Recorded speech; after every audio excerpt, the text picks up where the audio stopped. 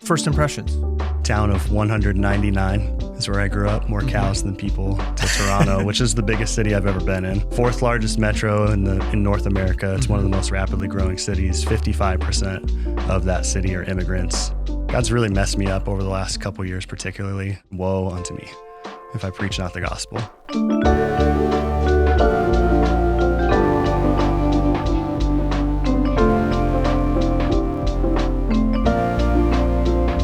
Hi, I'm Brandon Briscoe, and welcome to the Postscript, Living Faith Bible Institute's weekly podcast that invites listeners into in-depth theological and ministry conversations with pastors, Bible scholars, missionaries, and professors.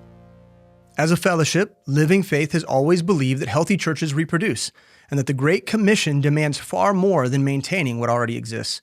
It calls us to send laborers into the harvest, to plant vibrant, disciple-making churches in places where gospel-centered, Bible-believing communities are desperately needed. Toronto offers exactly that kind of opportunity. A global crossroads where the nations converge, Toronto is one of the most diverse, dynamic, and densely populated cities in North America, a true epicenter of business, education, technology, and culture. Today on the Postscript, we're joined by Josh O'Hora, professional counselor with Sound Mind Counseling, and a church planter preparing to launch a new work in Toronto. Josh and his family are currently on deputation, partnering with churches to build the support system needed to establish that gospel-centered, disciple-making church that we were describing in one of the most influential and multicultural cities in the world. And with that, we want to welcome Josh to the show, man. Yeah, glad to have you here. So thankful to be here. Yeah, the privilege is mine. You've been busy, man. First time here since May 26th. First time here in Kansas City. On a Sunday morning. Tomorrow will be the first time. So you'll be with us in service tomorrow. Yeah. But you've been at week after week, Sunday after Sunday, traveling around. Praise the Lord. Yeah. What are some of the states you've been in over the last few months? Oregon, Kansas, Missouri, Illinois, Indiana, Ohio, Alabama, Georgia. It's been the bulk of it. Wow. Driving through everything else. Sure. Yeah. Connecting with Living Faith Fellowship churches first and foremost, but probably making connections to churches that aren't even in the fellowship. Yeah, I actually got the privilege to go back to the church, small town church that I grew up in and preached there as well. But mostly Living Faith, which has been super sweet just to see how God's moving in all those different locations. Yeah, I mean, we're probably noticing the differences in the churches, like how God has kind of woven this peculiar tapestry together called the Living Faith Fellowship, churches that are big, small, big cities, small towns, rural, focus on different things, good at different things. I bet you've learned a lot. Yeah, it's been really insightful and humbling just to see, like that one Lord, one faith, one Spirit that's governing. We're all like-minded in what we're doing, but the manifestation of that with the group that they've got or the culture that they've got has been really sweet to see. Yeah, man, that's great.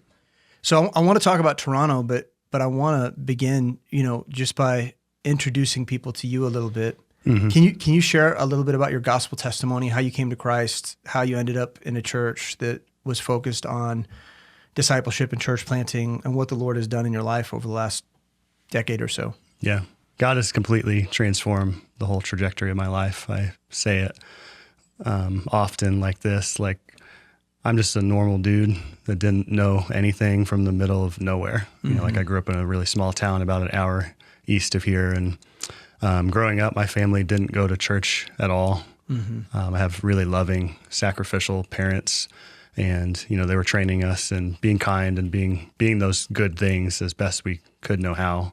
But yeah, I was probably in a church one handful of times my entire life up until accepting Christ when I was 14. So yeah, it's pretty cool. I've been thinking back in preparation of this, and often, everybody's asking me that question on deputation, but God's been working. He's working in all of our lives just continually. He wants a relationship with us. So I remember being 12 before I was even saved, memorizing for whatever reason, Ecclesiastes 12:13, let us hear the conclusion of the whole matter. Fear God, keep his commandments. This is the whole duty of man. I'm like, why do I want to know this? Where did you even encounter that?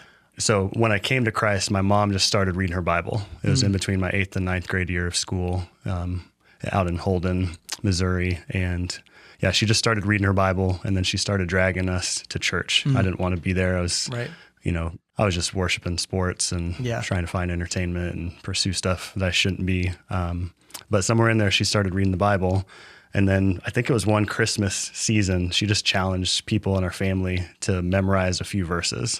So I just probably did that thing where you open it up, find somewhere, and then I came across that. And I remember asking myself for a long time, when did Solomon write this? Did he? Because I knew he had all that wisdom from the Lord. And right. I was always wondering, did he write this at the beginning of his life and then mess it all up? Did he write this at the end of his life? And it's like a really good charge to pursue and love the Lord above all those other things. But the passage sat with you. Sat with me, kind of haunted me a little bit. Right. I think that was one of the first questions I asked my discipler whenever I got into discipleship at Midtown was like, what's this all about? Yeah. But yeah, I got saved at 14. Kind of how it went was I was at that small little country church, 40, 50 people. Came a couple weeks and didn't understand what the heck they were talking about. Came the next couple weeks and it started to dawn on me that there was a problem of sin in the world. And then God's Spirit began to work on me as truth was in front of me, that sin isn't just a global issue. It's something that my whole life was steeped in. And I'm just so thankful that he saved me out of that. He showed me that my sin was exceedingly sinful and that I needed him. And I cried out on a Wednesday night for mercy and for forgiveness and for salvation. And I know from then that I had a relationship with Christ. And it was a small little country church, and sometimes things go bad. Right. They kind of ousted that pastor and didn't really explain why. So the guy that led me, and I believe my parents, and maybe even others in my family, I'm still waiting for that fruit to bear itself out. They ousted that guy and didn't really explain what happened, and we just were kind of listless. Yeah. Nobody to follow, nobody to grow with. So, that became a heart for mentorship as I grew older in my faith. But from 14 to 19, it was just going back to all the same things that I was ensnared in, but with God's Spirit in there, helping me understand that wasn't the way. Yeah. So I kind of doled myself from that for a long time, and I was just pursuing the things of this world until God started working again. So there's so many times in my life where he's just like hammering away at my heart. Attention. So you fast forward to 19 and I'm at Longview Community College, just a small little school in the Kansas City area. And I'm sitting there in a computer lab after a philosophy class. And, that philosophy class, they just do what they do, right? Right. In a secular school where they're just purporting garbage to be true. Right. Yeah. And, I didn't have any answers for it. I knew that Christ had something for my life. I knew that I was supposed to have answers, but I didn't have them. So yeah, I was literally crying in that computer lab and just saying, Lord, I don't know what I'm supposed to be doing. Right. Some of those truths are coming to remembrance of how I'm supposed to be living consequentially, but I wasn't. And yeah, in that place of burden, I just began to seek the Lord and cry out to him. And in his faithfulness, that's, as you look back in your life, you can just see it perfectly every single time. He just met me with people that were ready to share truth with me and invest in me in sacrificial ways. So to get to the end of that, I got to Midtown when my discipler, one of my best friends in the whole world, Jeff Gracier, just invited me to start playing basketball because that was a way to build a relationship with me and where I was at that point. And didn't you guys meet at Planet Sub? Yeah. You were working at a sub shop. The one in Lee Summit? Is that right? The one in Lee Summit. Yeah, we ran that thing into the ground. Yeah, it's no longer there, It's no longer there, and we're probably culpable in that. But he invited you to go play basketball. Yeah, just a coworker befriended me, thought he was peculiar, and he was, in the best ways. But he invited me to play basketball, and, those devotions after the games just started to show me I needed more. So, we're playing basketball, but then he starts inviting me to Midtown. And I lived out an hour away from the church. Yeah. Middle, a small middle town. Nowhere. Yeah. So that was a cost, but he paid some of the costs until I understood that it was worthwhile. He would drive from Kansas City back to Lee Summit while I drove to Lee Summit. We'd meet at our workplace, and then he'd bring me up to church and bring me back to my car. So he did that for a few months. But I could remember just from the first, second, third time being here, I've never been in a place where I could just clearly see God's Spirit. It was the thing that was on display, not, the impressiveness of people or, personal pet doctrines or whatever. It was just a bunch of people that were endeavoring to live Christ and honor him and glorify him and fulfill the Great Commission. So I knew I had to be there. So I started making that drive, and, I know we'll get into the rest of it, but I was pretty hooked. Yeah. And so you started discipleship, which, was just the natural progression, started growing in your faith, eventually ended up working with the junior high ministry here at Midtown. And how long did you end up doing middle school ministry? Yeah, so you were part of that great migration. Dan Renault went out to Lee Summit. You took over Kaya. Jeff took over high school. And we were invited to come in 2017 to help lead the middle school ministry. So from 2017 to 2024, we were either leading the mentorship ministry and helping give that some structure and establishment, or overseeing the whole of the middle school ministry as director there. Yeah, and you learned a ton from that. I mean, what a great way to learn how to lead people and shepherd people is working with young people. Yeah. I mean, what I learned working with doing student You were ministry. in middle school, right? Yeah, I did middle school and high school, both. Right. And both at the same time sometimes. Nice. And what I learned was really how to talk to and invest in all kinds of people, right? I mean, I think all of us are just junior hires. Yeah. Coming in parading initially around as adults, you know? Yeah, none of us have anything figured out. No, but they're just like, just as awkward as ever. Hide it at all. No, they can't. Yeah, and if you can reach them, man, you learn a lot about reaching all kinds of people. Yeah, and that was one of the first things that God was teaching me in coming into middle school ministry was, I was coming out of my degree in history, and that was just a very different transition of, we were in Kaya for college and young adults for 5 years, ministering to international students, all that stuff. So to transition from ministering to your peers to ministering to people that are very different than you and one and the same, just like you're saying, was a challenge. So I had to learn how to meet people at their level, which was a huge blessing. And you also were working with students in your career. You were working as a high school teacher before you kind of pivoted and shifted towards counseling ministry. And so you are now a professional counselor. You've been doing that for how long? Since 2022. So I had 5 years as a high school social studies teacher, and then about coming up on 4 years of being a private practice counselor. And you work, a lot of people know Jonathan Kindler from the show. So you work with Jonathan, but then also you help him here at LFBI in a lot of our counseling courses here as well. And so it's long history. You've had your hands in lots of different things. Yeah. How did you get to a place where you felt you had a call on your life? And how does that relate to the Lord opening your eyes to the work in Toronto? Tell us a little bit about that unfolding. 2012 was when I came into Midtown. We were slow disciples trying to figure everything out, me and my wife. She was a new believer at that point, and I had all that entanglement.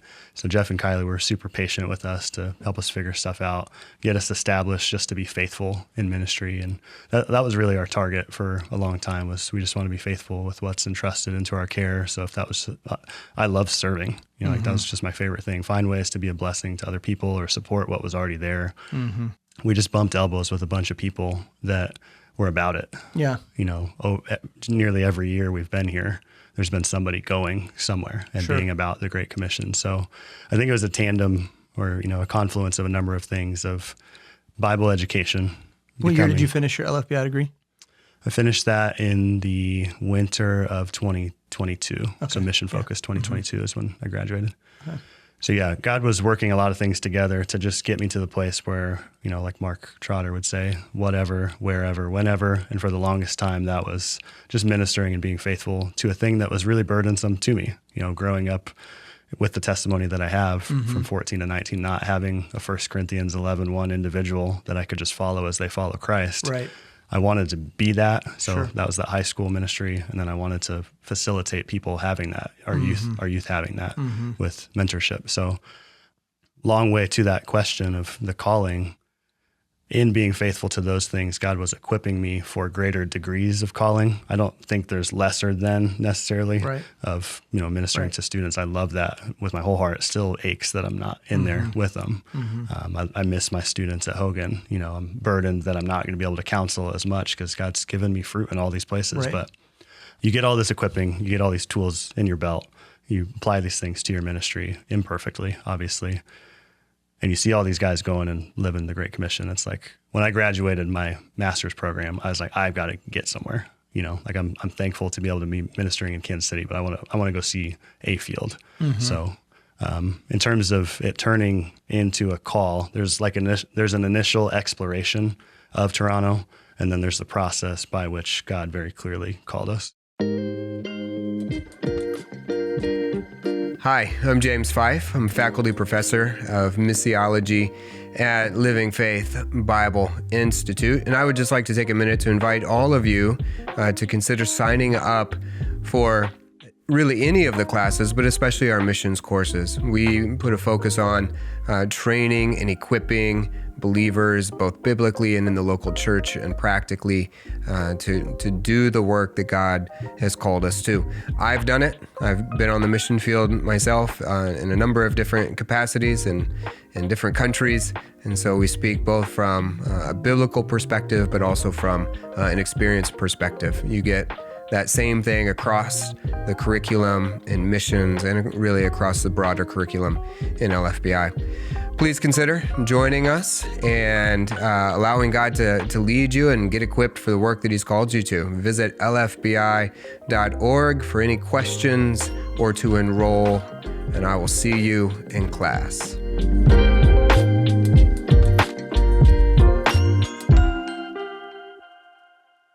That first exploration trip, we were calling them discovery trips. I think we still do trips like this where we're going to just look at a field, see what God has there. What was that 2023 when you guys went there? That was May of 2022. So it would have been 2 weeks after I graduated from the master's program. Okay. Yeah. And so you started, you went on this initial trip with a group from here. Yeah. Because there's one of our church members is from there originally. She had family there, and she was talking about it. And so we went to go check it out. It's a city that meets all of the criteria for church planting in terms of people from all over the world, universities, opportunities to make an investment in people that are from every background in the world. And that's kind of our heart as a church. Yeah. So you go and you check it out. First impressions. Town of 199 is where I grew up. More cows than people to Toronto, which is the biggest city I've ever been in. I'm not a global traveler. It's one of the biggest cities in the world. So I think it's the fourth largest metro in North America. It's one of the most rapidly growing cities. 55% of that city are immigrants. In the next 5 years, if they keep their trajectory, which they're trying to taper back a little bit, it'll be 61%. Right. They've created some problems. But it's headed towards, over 60%. Yeah, most diverse city by percentage in the whole world. Wow. So it's staggering. I'd never been in a place like that, so it was exciting. It was humbling, and we just wanted to do what Numbers 13 talks about: go spy out the land, ask the Lord, would you have us to do something here? Because it is key. It does meet those markers. We know that if we reach Toronto, we can reach the nations because the nations are there and they're speaking English. Right. So just like in Kansas City, where we minister to international students or people that are in our community, and sometimes they get that equipping and go somewhere else, God, would you have that for us in Toronto? So first impression was like, man, this sucker's pretty big. But God's bigger, right? And that's what we were studying in His Word.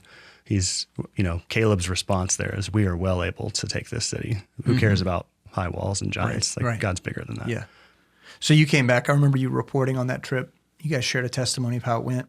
What were your feelings about it? I mean, upon coming back home and having to reflect, how'd you feel initially?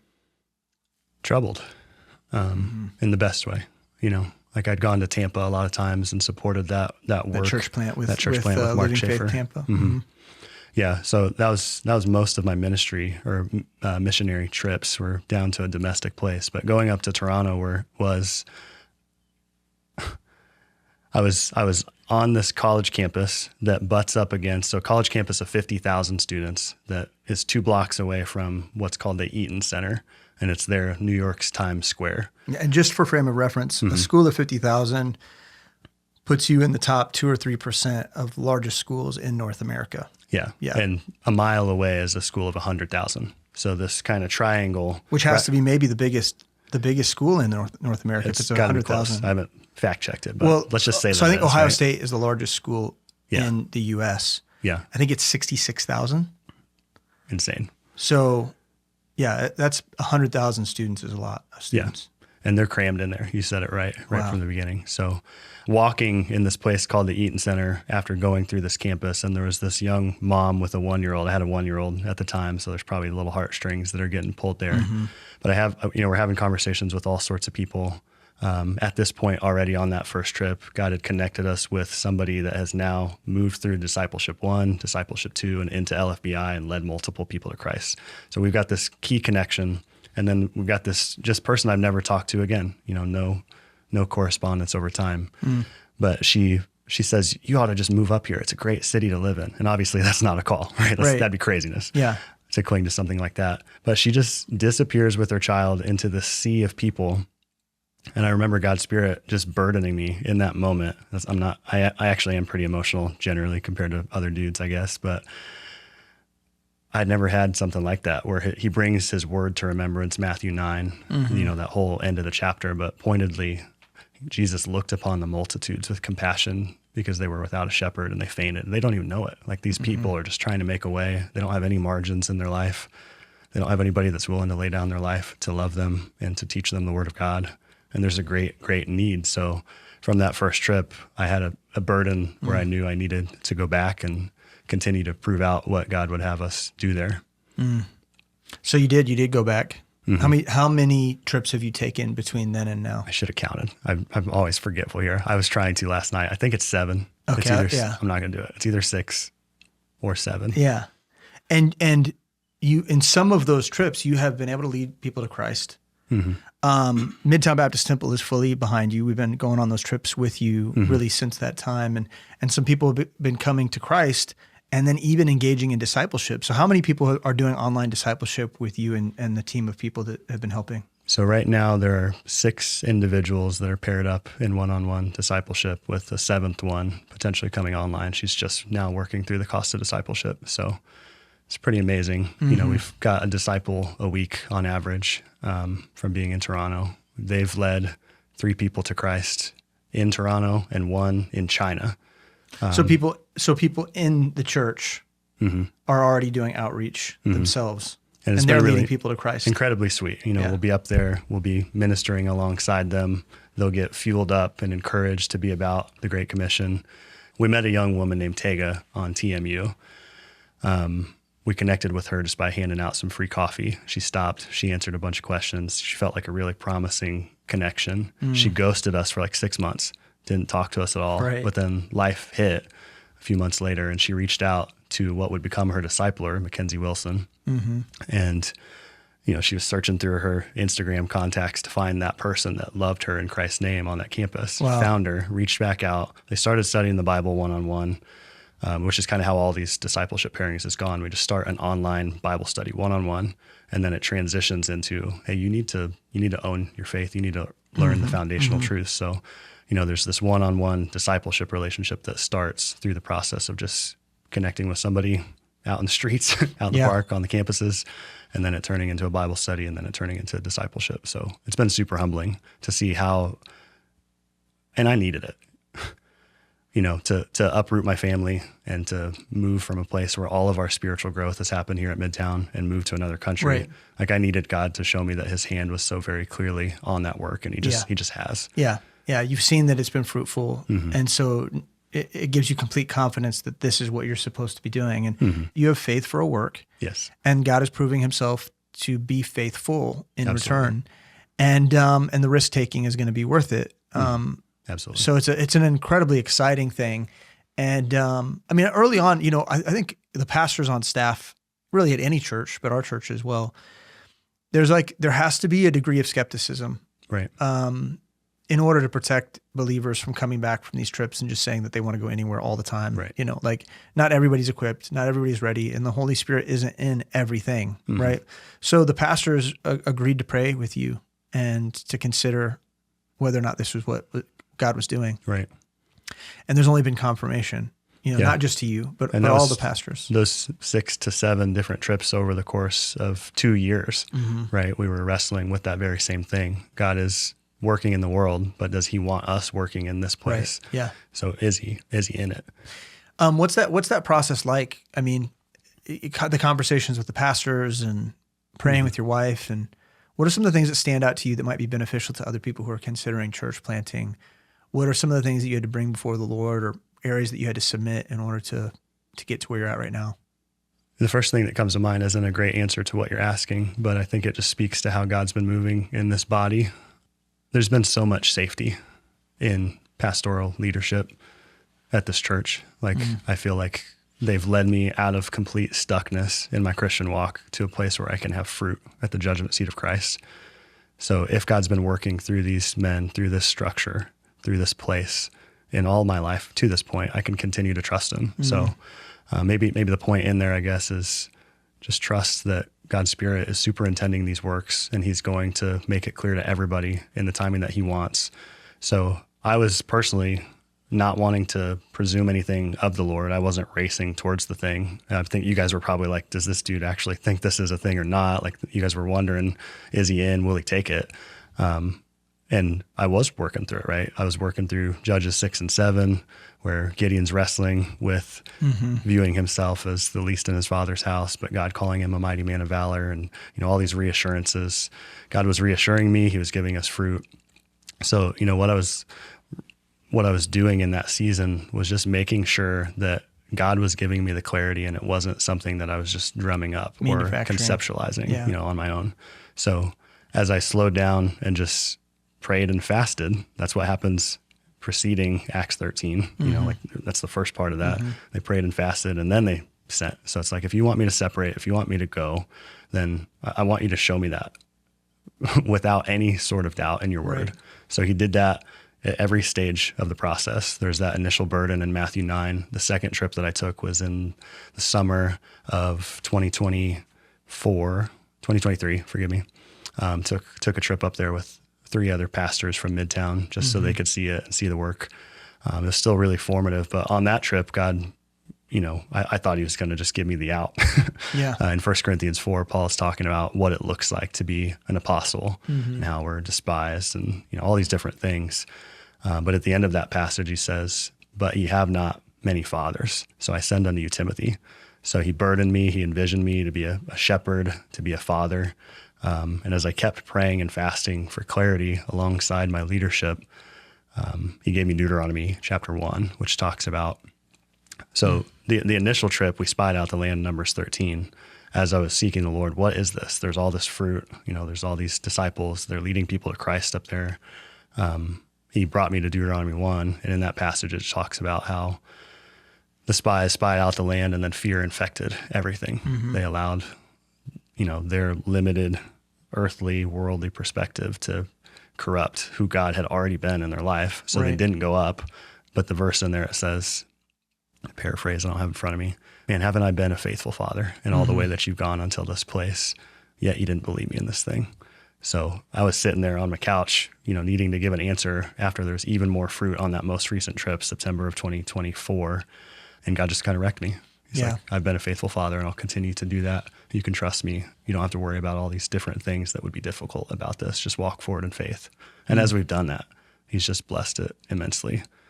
What I learned, what God was doing was, as you receive Christ Jesus, so walk ye in him. Yeah. Humble dependence. I don't have anything figured out. You just teach me, you lead me in every step. So walk ye in him. So we were just trying to do that best we knew how.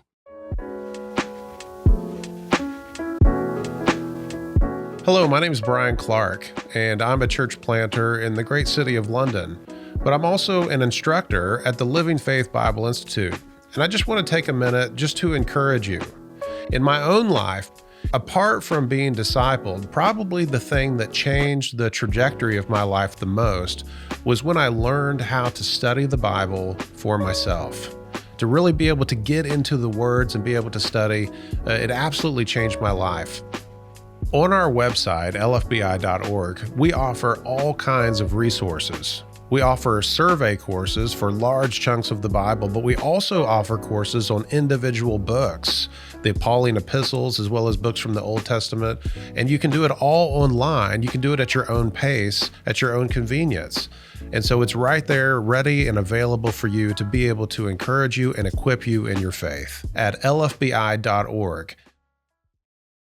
So there's been confirmation. I mean, you've been out doing deputation for not quite a year, 9 months? No, we announced it at Mission Focus last year, but then really started going places in late May. So it'll be a year since the announcement.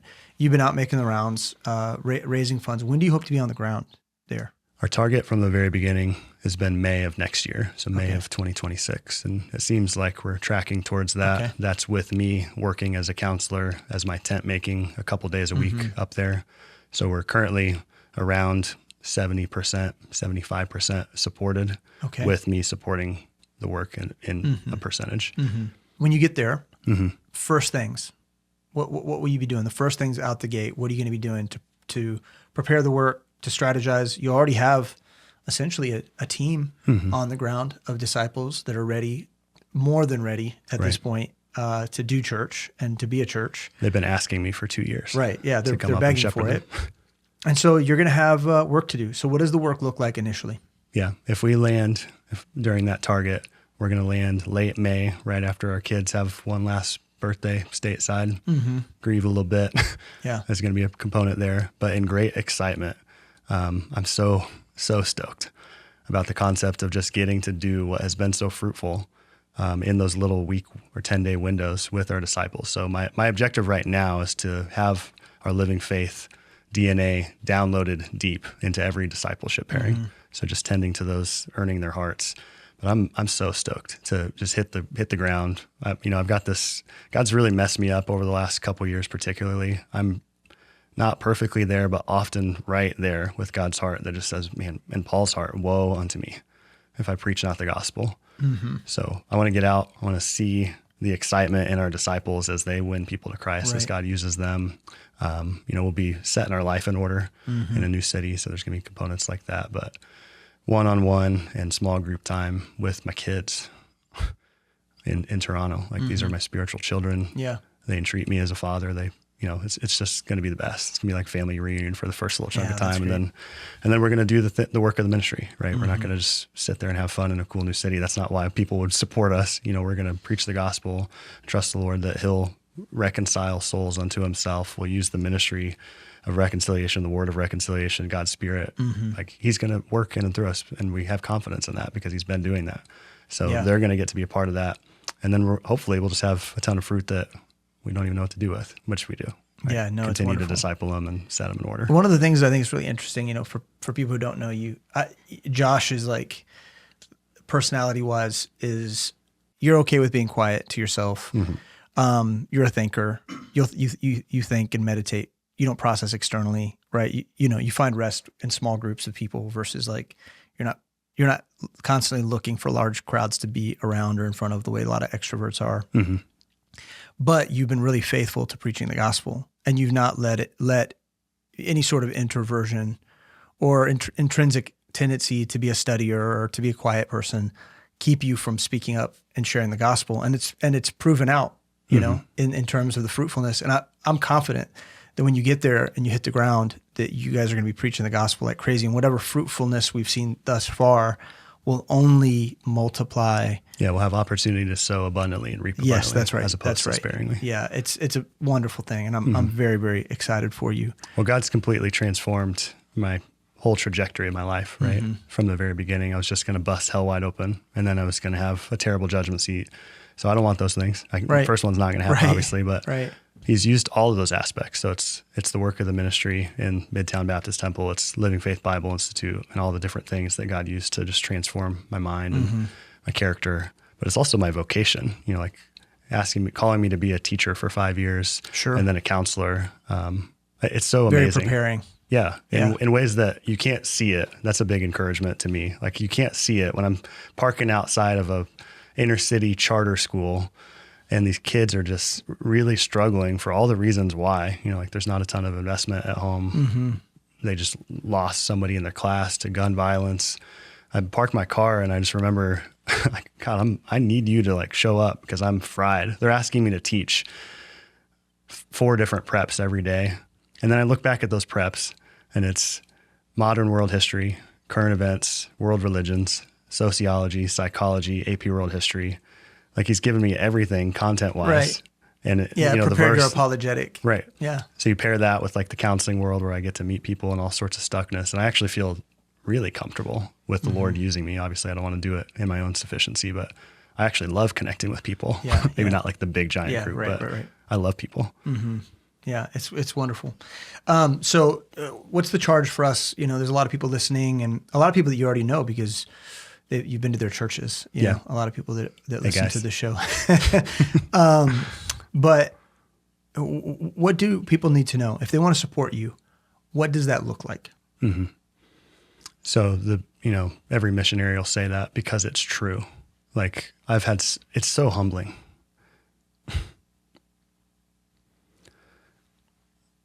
First thing I said is I'm the most normal dude, and I still am, but I love the Lord, and I do not want to hear thou wicked and slothful servant. So my aim is set to, as much as I know how, and increasingly serving him with everything that I have. So, people are saying, we're praying for you. And that means the world to me. People are reaching out to me every day, saying, how can we be praying for you? We're with you. We're praying for your wife and for your kids. That means the world to us for you guys to be praying for these disciples that are without a shepherd for the next, hopefully just 6 months, 7 months. So pray for those disciples, pray for the work to go forth, pray for God to get the glory that he deserves in the whole world, that he'd use Toronto as a key city to have that. So man, please pray for us with everything you have, be as in as we are. How do they subscribe to your email so they can get the prayer requests? Yeah. So lftoronto.com is our website. At the bottom of that page, there's a newsletter. Living Faith Toronto is the name of the church. Yep. By the way, Living Faith if we haven't said that yet. Plug. Sign up for the newsletter. Okay. We're on social media and stuff like that. I'm trying to post, but my life's pretty stinking busy. So not very good at that. Yeah. But follow us on there. Pray for us. Can people find ways to support you there as well? Yep. Website. There's a big old button. Made it intentionally big. Yeah, that's so you good. can just not miss Smart. it. Click on that give button. And the biggest need that we have practically in that sense is recurrent monthly support. So it's been so, again, humbling the way that people have just supported us to continue the deputation trail or as one-time gifts, but we'll practically be sent out of Midtown when our monthly budget is met. So you need that's stability. That 70% number, and we don't know what's recurrent or not. So we're just trusting the Lord that he'll meet that need as he's been faithful to meet all the other needs. So, man, that's great. Yeah. Before we go, what would you say to people who are praying through God's calling on their life, whether or not they should be a part or to be church planters themselves? Mm-hmm. What's some counsel or sort of advice that you'd give? In the multitude of counselors, there is safety. So it's don't do that thing alone. Do it in the context of pastoral relationships with other eyes on it, so you can get that perspective because they've got wisdom that you don't have and you need it. And I'm speaking to myself there. And it's worth it. We're forsaking a lot of comfort and control of the future. There's a very clear path here in Kansas City for a lot of things and worldly comfort and control. But it's man, I don't want that. Right. I want to obtain crowns for God's glory. I want to run the race that he set before us. So simply put, it's worth it to go all in. Yeah. So in the context of counsel, it's worth it to go all in. And don't be afraid. God actually is an unfailingly faithful Father who provides for all of the needs of his children. If it is his will, he will supply that need, and he'll make the way. And if you asked me that a year and change ago, it's man, I have no idea how we're going to raise that, get there, what he's going to do. Yeah. It's an expensive city. There's a ton of fleshly excuses you could make. Mm-hmm. Yeah. Don't make those. No. Yeah. Take the step that's in front of you, and whatever you think you're going to do there, just do it right now where you're at. If you're going to be a soul winner, if you're going to be a disciple maker, if you're going to order and set people in ministry positions, reproduce yourself right now so that you're just doing the exact same thing in a different context. Yeah. Wonderful advice. Very, very helpful for people who are working through, a lot of our students that are working through that very thing. We're praying for you. Yeah, I can't wait to follow up when you're on the ground and things do stabilize a little bit, following up and doing another interview so you can give a report on all the things that God's doing. I'm really glad you're here and that we finally got to present the work to the fellowship and to the listeners. Yeah, of course. And we love you as well. And man, if today was good for you and it inspired you for the ministry yourself, we want you to visit lfbi.org and consider taking classes to prepare yourself for the ministry. Maybe God is calling you to use your gifts to help establish new works, new churches in other places. Maybe he's calling you to be a missionary, like he's calling Josh What we want is for you to be fully equipped to do that work. And the Living Faith Bible Institute provides you with an opportunity to practice doing ministry in your local church while you also get a Bible education and prepare yourself for future work and for ministry and for discipleship and for the hard things that come with that. We'd love to come alongside you to prepare you. And so the other thing is, and probably maybe the most important thing from today's episode is that if you heard Josh and his testimony and you're hearing about Toronto and you're hearing about how strategic it is, boy, we would love it if you would visit his website and find a way to support him, whether it be through prayer or through finances, to make sure that he gets there with his family the way that he needs to get there and that everybody's provided for so he can devote all of his energy to the work of the ministry itself. And so again, lftoronto.com if you want to learn more about that. Man, and you know what? I'll say with that, if you're interested in investing in people just like Josh, man, the Living Faith Bible Institute made an investment in Josh, and we would love for you to make an investment in LFBI. Really, the school is run primarily on donation. It's a school that asks very little of its students in terms of dollar amount per credit hour. Right now, we're currently $40 a credit hour for students to attend and to get a rigorous education. The only way we can do that is through the support of people just like you. And so if you can visit lfbi.org, you'll find a way to support us there financially, and then we can train more people up just like Josh. We would love that, and we would appreciate your partnership. All that said, we're grateful for you, and we're so glad that you spent today with us for this episode of the Postscript. We'll see you again next week.